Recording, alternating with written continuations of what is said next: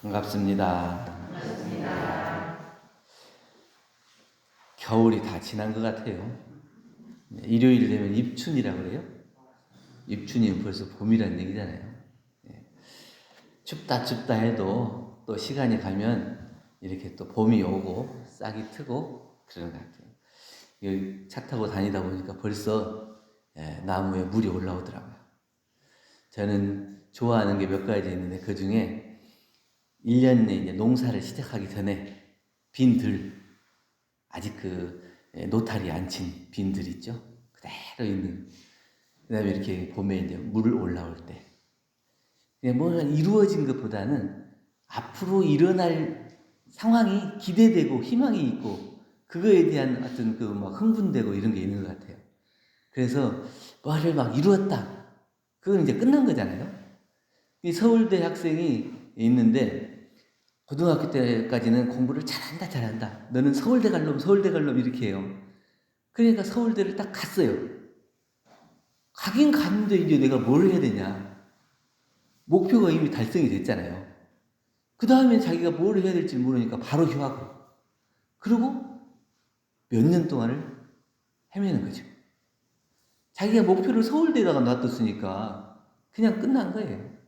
그런데 서울대를 가서 내가 뭘 해야 되겠다 하는 것이 없으면 그건 자기가 아니고 옆에서 시켜서 너는 거기를 가야 된다 하니까 가는 것이 마찬가지예요.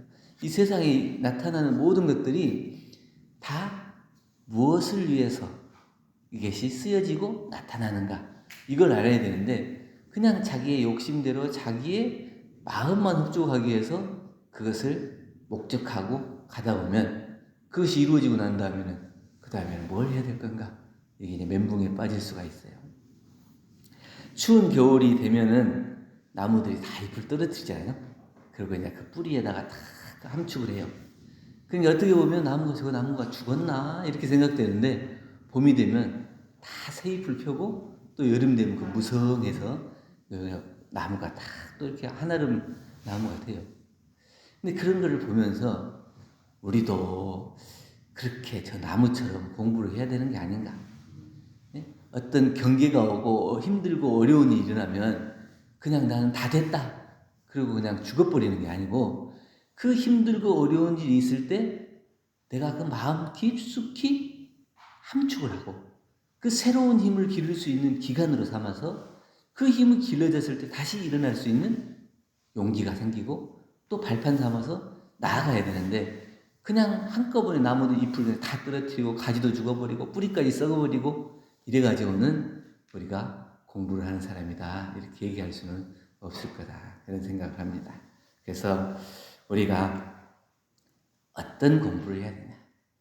나무가 다 죽은 것 같이 겉으로는 죽은 것 같이 보이지만 그 안에 뿌리에 생명력을 다 감추고 있는 것처럼 그 나무의 근본은 뭐예요? 뿌리잖아요. 그 뿌리. 우리는 그러면 과연 우리는 살아가는데 근본을 뭘로 삼아야 할 거냐? 이걸 깊이 생각해 볼 필요가 있다. 이걸 우리는 통틀어서 서원 이렇게 얘기하죠. 성불재중 재생세의 서원. 이 서원 공부를 하는 데 있어서 신심과 공심과 공부심이 필요하다. 이렇게 얘기하고 오늘 신심, 공심, 공부심에 대해서 같이 얘기 드리겠습니다. 첫째는 신심의 뿌리에 공들여야 된다. 나무가 위로 자라는 것 같은데 사실은 위로 자라는 만큼 뿌리도 그만큼 뻗어야 된다. 이 뿌리를 뻗지 못하고 위로만 자라면 어떻게 되겠어요? 바람 불면 그냥 넘어져 버려요. 그러니까 위로 자라는 만큼 그 나무를 지탱할 수 있는 뿌리를 깊이 또 단단히 박는 거예요. 이게 어떤 사람들은 겉으로 나타난 모습만 보고 야, 저 사람 돈 많이 벌었나 보다. 저 사람 출세했나 보다. 이런데 빚내가지고 꾸미고 빚내서 차 사고 빚내서 집 장만하고 이런 사람은 어떻게 되겠어요? 결국은 파산하게 돼요. 근데 진짜로 그 사람을 보려면 겉으로 드러난 모습이 아니고 그 사람이 가지고 있는 신심, 인품, 성향, 그 다른 사람을 생각하는 마음, 이런 것들을 볼 수 있어요. 그래야 그 사람이 앞으로 더욱더 성장하고 또 크게 될 사람이다 이렇게 보는 거지, 겉으로 막 무슨 권세를 갖고 출세를 하고 돈이 있고 이런 것은 그냥 가지에 불과합니다. 그런데 사막이든지 황무지든지 간에 어디서든 잘 자라는 포화풀이라는 식물이 있는데, 얘는 땅 위로 얼마 안 커요. 한 5cm 정도밖에 안 큰대요. 더 이상 안 커. 그런데 그 밑으로는 한 7에서 9m까지 뿌리를 뻗는다. 그리고 밑으로만 뿌리를 뻗는 게 아니고 넓게 뿌리를 이렇게 펼치는데, 한 길게 간 것은 한 600km까지 갔나요? 그러니까 위로 자란 것은 15cm 정도밖에 안 되지만 깊게 넓게 그 자리하고 있기 때문에 어디든지 그 생명력을 유지하고 있는 거예요. 그 뿌리, 잔뿌리들이 다 그 가지고 있는 그 물 흡수하고 이런 수분을 저장하고 그 생명력을 뿌리에 다 감추고 있기 때문에 겉으로 드러난 것은 비록 소홀하게 보일지 몰라도 그 생명력은 어디든지 저 사막에서도 살 수 있는 그 생명력을 가지고 있다는 거예요. 우리가 나타난 모습만 가지고 너무 사람을 평가할 필요는 없어요. 또 내가 좀 부족하고 없어 보이고 이런다 해도 뭐 얼마나 없고 얼마나 없어 보여요. 그 안에 있는 깊은 신심의 뿌리가 있으면 부러울 것이 없어요. 내 마음속에 그 깊은 신심으로 단단히 이렇게 뿌리를 내고 있으면 어떤 것도 부럽지 않고, 여기에 마음속에 성불재중 재생의세의 서원이 가득 찬 그 신심의 뿌리가 앞으로 이생뿐 아니라 영생을 통해서 이 법을 믿고 이 법을 실천해 나갈 그런 기대와 희망을 갖는다면 어떤 것이 부럽겠어요. 그래서 신심의 뿌리가 있어서 신심의 뿌리에 공을 들여야 한다. 대산종사님의 할머니 노덕성옥님 아시죠? 대종사님께서 정부에 계시는데 한때 그 허공에 이렇게 얼굴이 이렇게 나타나는 거예요. 그러니까 거리가 엄청 떨어져 있잖아요. 그렇게 거리가 먼데도 불구하고 대종사님을 생각하는 마음이 얼마나 깊었으면 이 떨어져 있는 게 백열이 떨어져 있지만 얼굴이 이렇게 나타나요. 그건 뭐냐면 그 대종사님을 그리워하고 보고 싶고 이런 깊은 신심이 거기에 어리는 거예요. 우리가 그런가요? 우리 연애 다 해보셨으니까 연애할 때 정말 사랑하면 그 사람 뭐 얼굴이 막 눈에 아르라는 거리죠? 예, 너무 옛날 얘기라 좀 쑥스러운가요? 안 그래봤어요? 이게 다 중매로 결혼하셨나 보네. 너무 지극히 보고 싶으면 그게 꼭 사랑하는 사람, 그 연인만 그런 게 아니고, 또 정말 마음에 깊이 보고 싶은 마음이 있으면 자기 부모님, 아버지, 어머니 이런 분들도 멀리 떨어져 있어도 그 얼굴이 이렇게 보여요. 또 그렇게 그런 얼굴이 또 보일 때는 또 전화드리면 또 몸이 좀 안 좋으시다든가 이런 것들이. 근데 서로 그 마음이 심신상련하는 그 마음 작용이 있어요. 그 거리하고 관계없이 서로 마음이 연해서 얼굴이 나타나기도 하고 생각이 나기도 하고 그 마음이 깊이 쓰이는 거예요. 이게 바로 신심 뿌리예요. 근데 그 깊은 신심의 뿌리를 꼭 인물적으로만 보는 게 아니고 우리가 이 교법을 얼마나 믿고 실천할 수 있는 그 뿌리를 단단히 박았는가. 좀 교당 열심히 나오다가도 조금 누가 서운하게 하면 삐져가지고 안 나오고 이러면 그 사람은 뿌리가 얼마나 깊은 거예요? 아니 이게 진짜 잘못해갖고 안 나오는 경우도 있지만 오해가 생겨가지고 또 안 나오는 경우도 있어요. 그 작은 오해 하나를 못 뛰어넘어가지고 그게 교당을 안 나온다. 그럼 어떻게 해요? 그러니까 그 오해가 생기면 그것을 다 해결할 수 있는, 직접 물어보는 거고. 그 마음이 단단한 사람은 어떤 그런 것들을 사실을 확인하는 것을 두려워하지 않아요. 근데 마음에 힘이 없으니까 내가 이거 사실로 확인하면 잘못되면 어떨까? 내가 오해했으면 어떨까? 또 그것 때문에 또 나를 어떻게 보면 어떨까? 자꾸 이런 생각이 들어가. 그런 생각이 없어요. 신심인 뿌리가 깊은 사람은 딱 단순해요. 우리가 공부하는 것도 단순하고 그냥 딱 단순하게 옳고 그르고 사실인지 아닌지 확인만 하면 돼요. 그것이 우리의 마음속에 뿌리를 단단히 잡아야 돼요. 보이지 않는 뿌리가 중요하지만 그 근본에 공을 들여야 돼요. 보이지 않는 뿌리. 우리가 그 각자의 마음도 잘 안 보이니까 그래서 나만 살짝 이렇게 생각하고 있으면 남들이 잘 모르니까 나쁜 생각해도 되지 이렇게 생각할지 모르지만 그것이 결국에는 보이지 않는 가운데 안으로 썩어지면 겉으로 드러나게 돼 있어요. 아무리 얘기도 화장하고 뭐하고 한다 해도 안에가 마음이 썩게 되면 다 나타나요. 그래서 신심의 뿌리에 공을 들여야 한다. 둘째는 공심의 뿌리에 공을 들여야 되는데 우리 창사님이 저번에 같이 점심 식사하는데 그런 얘기 하시더라고요. 제 자비라고 하는 것이 공심이 있어야 생긴다. 그 자비라고 하는 것은 다른 사람을 깊이 이해하고 생각하는 마음인데 이건 개인적으로 나만 생각하는 욕심만 있어가지고는 안 생겨요. 이게 부모가 자녀를 생각하는 마음이 지극해야 거기서 자비가 생기는 거예요. 부처님이 중생들을 생각하는 그 간절한 마음에서 자비가 생기는 거예요. 또 교당에 와서 교당에 어떤 어려움이 있는가, 내가 살필 일은 뭔가, 이것을 생각하는 사람이 다른 사람의 어려움을 보고 그 사람이 뭐가 필요한가 이것을 살필 수가 있는 거예요. 근데 나만 생각하는 사람은 안 보여요. 다른 사람의 어려움이 안 보여요. 그 어려움이 안 보이면 그 마음에 자비가 생길 수가 없어요. 그렇기 때문에 공심이 있어야 자비가 생겨요. 오늘 법문에 봉독하셨지만 도덕 그러잖아요. 도를 행함에 따라 나타나는 것이 덕이에요.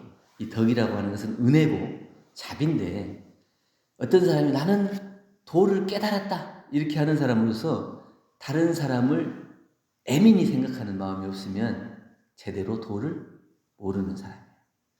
도를 알았다는 사람은 덕이 나타나고 은혜가 나타나야 돼요. 그래서 다른 사람을 볼 때 정말 안타깝게 생각하고 애민히 생각하고 도울 일을 생각하고 또 그 도움으로 인해서 그 속에서 서로 간에 은혜가 나타나야 돼요. 은혜가 나타나지 않으면 그게 도를 모르는 거예요. 교당에 와서는 참 이렇게 법보도 받고 법사도 되고 자리에 딱 앉아가지고 교수님 설교하면 법문도 잘 듣고 다 알아듣고 다 이해해요. 근데 집에만 가면 이게 말이 막 헛나와. 자기도 모르게 막 말이 나와. 그러면 남편이나 아내나 자녀들한테 엄마는 교당은 다니는데 왜 말이 그래? 이거 은혜가 안 나타나는 거잖아요. 교당에서 법사고 법포인이고 그러면 집에서도 법포인 법사가 돼야 돼. 그건 뭐냐면 그렇게 내가 법사다 법포다 이런 그 의시대라고 하는 게 아니고 그 마음의 몸의 행실과 마음의 쓰임이 자비와 은혜가 나타나요. 그것이 이제 공심이에요. 그 공심이 길러지지 않으면 그 자비와 은혜가 나타나죠. 그래서 공심이 길러져야 되는데 서산교당에 박종수 교도가 계셨대요. 이분이 이제 어느 날 보니까 사랑방 주변에 보니까 폐지가 이렇게 쌓여 있더래요. 그러니까 저 폐지 저렇게 그냥 쌓여서 버리는 것보다는 저거 다 모아서 돈을 벌어서 어려운 사람 도와주면 좋겠다.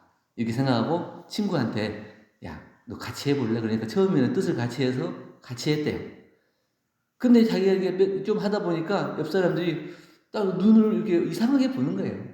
그러니까 폐지 줍는 분들이 약간 뭐냐면 좀 어려운 분들이 많이 하잖아요. 그러니까 나는 어렵게 살지 않은데 나를 그런 눈으로 보는 것 같고 그렇게 손가락질 하는 것 같으니까 야, 나 못하겠다 야. 이래서 중간에 친구는 그만뒀어요. 근데 이 박종수 교도는 그것을 한번 뜻을 내고 마음을 내서 그것을 꾸준히 해갖고 어려운 사람을 돕는 것을 10년을 넘게 해서 그게 부끄러운 게 아니에요. 내가 이걸 해서 다른 사람 이거 그냥 버려지는 것보다는 이걸 모아서 돈을 벌어서 어려운 사람을 도와줄 수 있으면 얼마나 좋은 일이냐. 이게 공심이에요. 이게. 그 공심으로 인해서 어려운 사람을 도와주고 또 교당이 신축하고 해서 이게 좀 돈이 좀 부족하고 어려울 때 그 까만 봉다리에다가 돈을 넣어갖고 불단에다 이렇게 놓고 그랬다. 이게 뭐냐면 말 없는 가운데 자기의 생활 속에서 법이 묻어나. 그러니까 많은 사람들이 처음에는 저 사람이 그냥 휴지나 줍는 사람이다 이렇게 알았지만 그 사람이 한 10년 넘게 하는 걸 보고 왜 저 사람이 저렇게 하는가를 알잖아요. 그러면 저 사람은 저걸 모아서 어려운 사람을 10년 넘게 도와준 사람이다. 이렇게 보면 그 사람 지나가고 볼 때마다 다 휴지도 폐지도 모아주고 그 사람이 하는 행을 다 존경하고 본받고 칭찬하는 거예요. 그럼 저 사람이 어떤 사람이냐? 저 사람은 원불교 다닌다더라. 원불교 교도다더라. 그러니까 자연스럽게 자기의 행을 통해서 이 공심을 표출로 인해서 원불교 교법이 모든 사람들에게 전해집니다. 그냥 말 없는 가운데 실천을 통해서 이게 전달해요. 꼭 말로 이렇게 해라 저렇게 해라 하는 것보다도 그냥 그렇게 그 공심 하나로 그렇게 교법도 전해지고 본인도 그만큼 성장할 수 있는 기회가 된다. 세 번째는 공부심의 뿌리를 공들여야 된다. 공부심은 누에가 변해서 이렇게 예쁜 실을 이렇게 빼내서 옷을 만들잖아요. 또 매미가 이제 땅 속에서 한 7년 정도 살아요. 그러다가 이제 딱 올라와가지고 껍질을 벗고 날아다니잖아요. 헐헐 자유롭게 창공을 날아다녀. 그건 자유. 그러한 그 과정과 변화되는 모습이 없으면 우리가 성장할 수 없다는 거예요. 중생도 결국은 부처가 되기 위해서는 중생의 껍질을 벗어서 변화돼야 돼요. 이 변화되지 않으면 안 돼요. 이것이 공부심이에요. 내가 이 변화할 수 있는 노력, 공을 들이는 것, 이게 공부심. 이 공부심이 없으면 그냥 그대로 살아요. 우리가 삶을 사는 데 있어서 보통 열심히 노력하면 한 3% 정도 변한다더라고요. 그러니까 과거에 뭐 수급을 통해서 자기가 익혀왔던 과거의 그 습관들, 업력들이 얼마나 고치기가 어렵다는 거예요. 열심히 노력하면 3%가 바뀐다니까 나머지 97%는 안 바뀐다는 거예요. 그러니까 보통 친구들 어렸을 때 친구들 만나봐요. 그러면 그 사람들 만나면 거의 대부분은 그때 그 모습대로 살아요. 얼굴은 변하고 몸은 변했을지라도 마음 쓰고 행동하는 거 보면 별 차이가 없이 살아요. 그러니까 그놈이 그놈이네. 이렇게 되는 거예요. 그런데 공부하는 사람 달라야 되잖아요. 또 어렸을 때는 그렇게 안 보였는데 지금 좀 달라 보인다? 이게 뭐가 있어요? 그 마음속에 공부심을 가지고 자기가 중생의 껍질을 벗고 과거에 잘못된 업력의 껍질을 벗고 새롭게 변화할 수 있는 마음의 힘을 쌓았다는 거예요. 그러면 그 사람은 나이가 들었는데 좀 달라 보인다. 그 같은 친구지만 말도 쉽게 하지 못해. 내가 쉽게 보이면 저 사람도 나를 쉽게 말을 하고 행동을 해요. 내가 쉽게 보이지 않으면 조심스럽게 얘기를 해요. 그것은 내가 스스로 갖춘 공부심으로 내가 변화되어 있기 때문에 그렇게 조심스럽게 얘기를 할 수 있는 거예요. 꼭 그 사람이 나를 조심스럽게 봐라 이런 게 아니고 자기가 스스로 갖춘 인품과 그런 공부심으로 인해서 다른 사람들이 볼 때 그렇게 보여지는 거예요. 그러니까 대종사님께서 그럴 때 제자들에게 그대들은 공부를 어떻게 하는가? 제자들이 나름대로 이제 공부를 이렇게 합니다. 말씀을 드렸대요. 대종사님께서 다 들은 이후에 나는 그대들에게 접붙이는 공부를 하라고 한다. 그러니까 고용감이라고 해요. 우리는 뭐냐면 땡감 같은 거 있죠? 땡감 같은 거를 이제 장둥감나무에다가 접을 붙여요.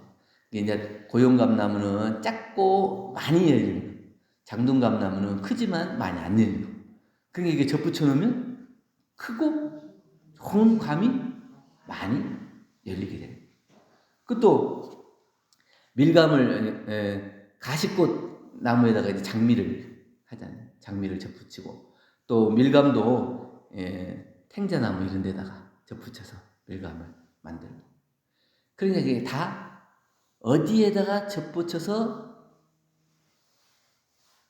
이걸 키우느냐에 따라서 그게 성장이 달라지는 거예요. 근데 우리는 어디다 접붙였어요? 이런 대도해상에 접을 붙이고 이 원불교 교법에 대종사님의 말씀에 이게 이제 불생불멸과 인과보응의 진리에 접을 붙였잖아요. 그러면 결국에는 우리가 어떤 열매가 나와야겠어요? 부처가 나와야지. 아니 부처나무에다 접을 붙였는데 또 중생이 나오면 안 되잖아요. 그래서 부처의 나무에 우리가 접을 붙여서 부처로 성장해 갈 수 있도록. 결국에는 대종사님께서 말씀하신 건 뭐냐? 변화를 일으켜봐. 그 말은 공부 좀 해. 공부를 해야 변화가 된다는 거니까. 그래서 공부심의 뿌리를 깊이 해야 된다. 그래서 우리가 2월달 또 금세 한 달이 지나서 2월이 됐지만 또 2월달 또 새로운 마음을 가지고 한 달을 공부하는데 어떤 뿌리에 공을 들여야 되냐. 신심과 공심과 공부심의 뿌리를 튼튼히 내릴 수 있도록 공부하는 한 달이 됐으면 좋겠다. 말씀드립니다. 감사합니다.